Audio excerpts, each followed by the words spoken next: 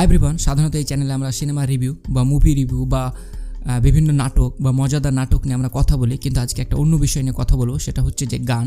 তো যারা গান শুনতে পছন্দ করেন বা গানের সাথে নিজেকে হারিয়ে ফেলতে পছন্দ করেন, আজকের ভিডিওটা তাদের জন্য।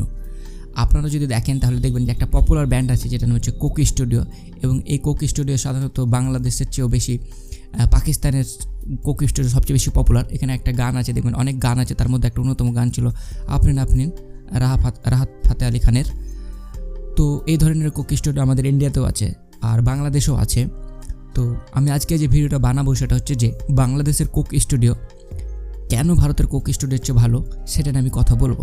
সাধারণত আমরা যদি লক্ষ্য করি তাহলে দেখি যে ভারত সবসময় বাংলাদেশের সমস্ত জিনিসের দিক থেকে এগিয়ে থাকে, সিনেমার দিক থেকে বিশেষ করে, কারণ ভারতের অনেক বাজেট আছে, সব কিছুই এখানে বেশি আছে, যে কারণের জন্য ভারতের সব জিনিসই বেশি হাইফাই হয়।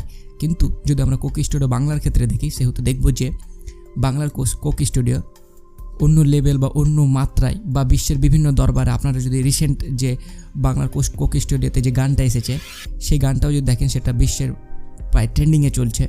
তো কেন বাংলার কোক স্টুডিও ভারতের চেয়ে ভালো সেটা নিয়ে আমি কথা বলবো। এর প্রথম একটা দিক, যদি আপনারা বাংলার কোক স্টুডিও দেখেন, সেটা হচ্ছে যে কয়েকটা গানের নাম বলছি আমি, লীলাবালি বা মালোমা বা তাঁতি, এই তিনটা গানের ক্ষেত্রে যদি দেখেন তাহলে দেখবেন যে এই প্রত্যেকটা গানের যে সেটগুলো ব্যবহার করা হয়েছে সেই সেটগুলো ওই গানের সাথে খুব মানেযুক্ত, বা ওই গানটাকে খুব সুন্দরভাবে ওই সেটটা রিপ্রেজেন্ট করে।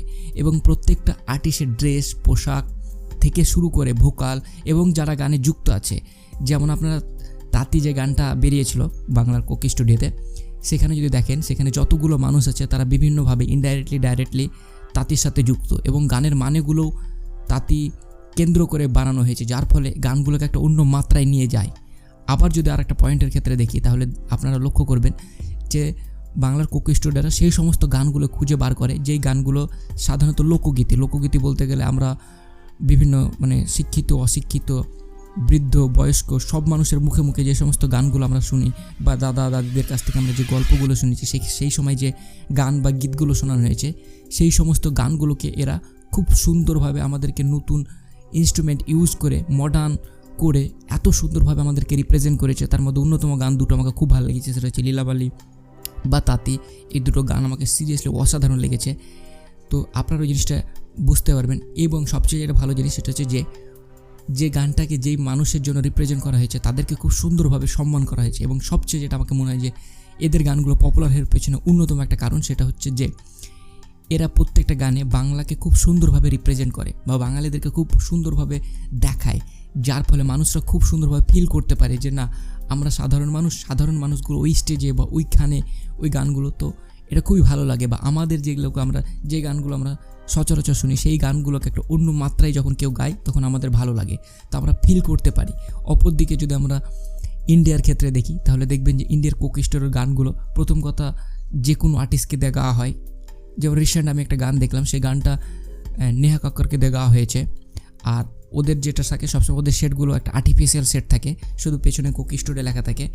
তো আর্টিফিশিয়ালের কারণে আমরা ওইটাকে ফিল করতে পারি না, আমরা ওই সেটগুলোর সাথে কানেক্ট করতে পারি না।